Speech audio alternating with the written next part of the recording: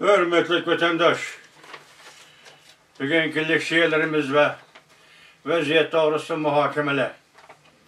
Leksiye dersi ediyoruz ya. Washington'da sözleymez. Bugünkü ıslah 2024 yıl 4. ayının 13. günü. Hazırki hesapta dünyada vaziyet ciddileşip gitti. Vatandaş bunun bir misal hazır. Şunu gülletin biz sizge.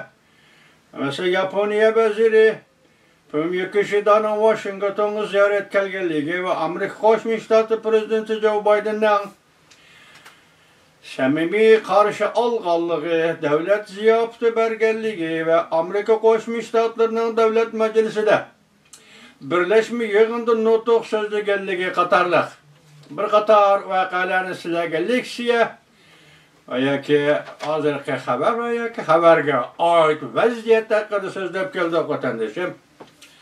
Shundoq payti bu jiddiylik uchun Kompartiyasi ham jiddiy muomala qildi. Tashqi ishlar ministrligi qattiq bayonot e'lon qildi. Uning ustiga dal mushu paytda yetib kelayotgan bir xabar vatandosh, bugungi bir xabarda Iran 24 soat ichida İsrail'e hücum qiladi degan xabar yetib keldi. Bu endi kutib turgan xabar bo'lishi mumkin. Ehtimollik ichida insoniyat yoki odamlar bu yaqinda 4. ayning 1. kuni Iranning Suriya turishliq bosh elchixonasini İsrail'e bombalagandan keyin uningga Iran javob qaytardi deb kutib turgan bo'lishi mumkin inshaalloh.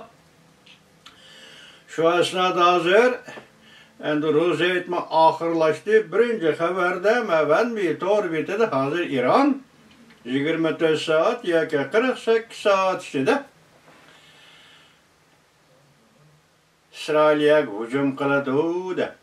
Bunga munosabatli qildi. Siz biz diqqat qildigan muhim nuqtada shundoq paytda Amerika Qo'shma Shtatlarining Davlat ishlar katibi Antony Blinken Beijingga tashqi ishlar ministri Wang Yiga telefon berib, sen nasihat qil, sen gap qil, Iran bu paylida yenishi kerak deganda Jungo hukumati yoki tashqi ishlar ministri Wang Yining qaytargan javobi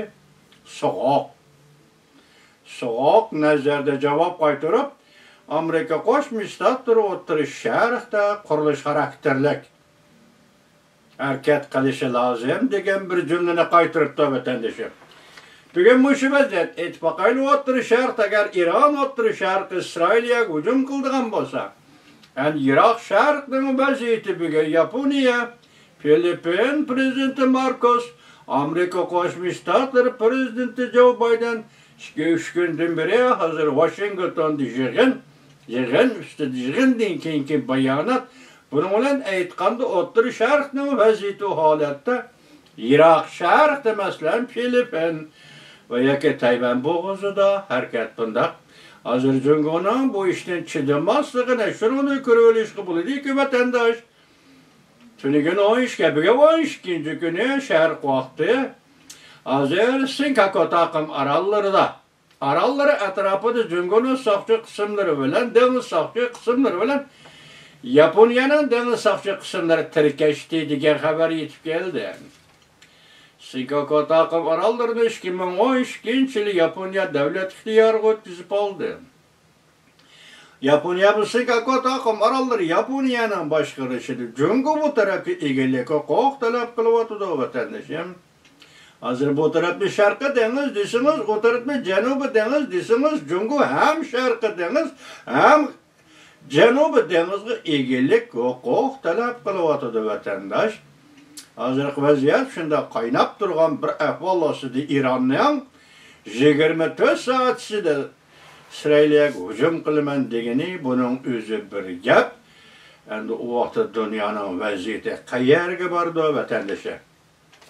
Dunyoning vaziyati qayerga bordi? Masalan, anglanglar. Amerika Qo'shma Shtatlarining prezidenti kechiringlar, Amerika Qo'shma Shtatlarining davlat ishlar kotibi Antony Blinken Jungoning diplomati Wang Yiga jiddiy telefon berdi, lekin Beijing so'q javob qaytardi. Mavzulu xabar 4. ayının 12. günü Venvi torbeti ilan kılındı. Yukarıda biz bunu sözlep bulduk. Muhim signal yetip geldi. Çünkü iktisadi tağarının astığı yetip geldi. Mavzulu xabar 4. ayının 13. günü Venvi torbeti ilan kılındı. Xabar mundaq başlandı. Bunu gün vaqt qarab sizlarga tayyorlab kelaylik vatandoshim. Bunun da ciddi xabarlar hazır. Çünkü o ansirashga başladı. Kiler navbatlik nishonzod ekan. Bu Germaniya dolqinlarining xabari ekan vatandoshim. Mavzulu xabar 4. ayının 13. günü Amerika ovozining Xitoy tili programmasida e'lon qilindi. Xabar mundaq başlandı. Amerika, Yaponiya yuqori darajaliklar yig'inida Amerika bilan Yaponiyaning harbiy ittifoqini yuqori ko'tarish bo'yicha o'rtaq tonish hosil qildi. Amerika, Angliya, Avstraliya uch tarafdan bexatarlik, sheriklik munosabati oqis. Yaponiya bugun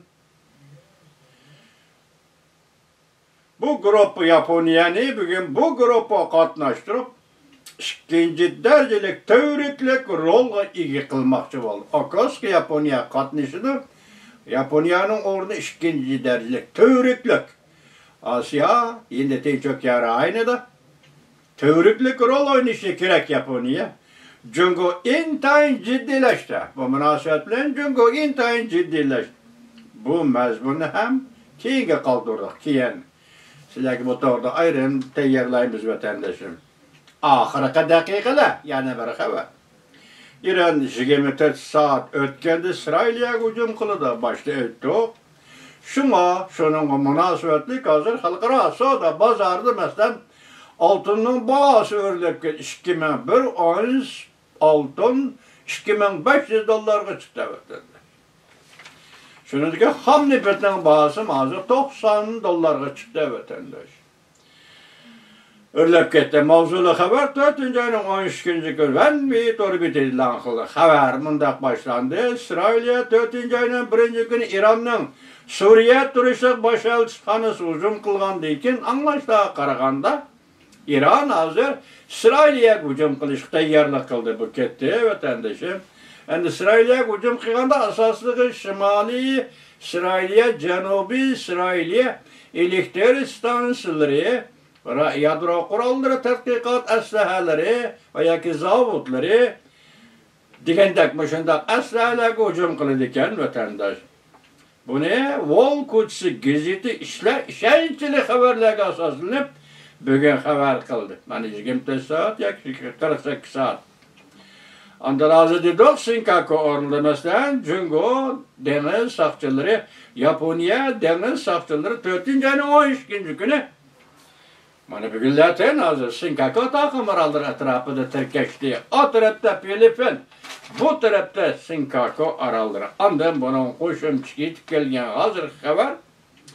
Amerika Qo'shma Shtatlari prezidenti Joe Biden, Yaponiya vaziri Fumio Kishida va Filipin prezidenti Marcos bilan ko'rishgan shu daqiqalarda Amerika Yaponiya avtomatkillari ve Yaponiya Koreya deniz armiyaları Sharqi Jungo dengizida birlashma manevr o'tkazdi.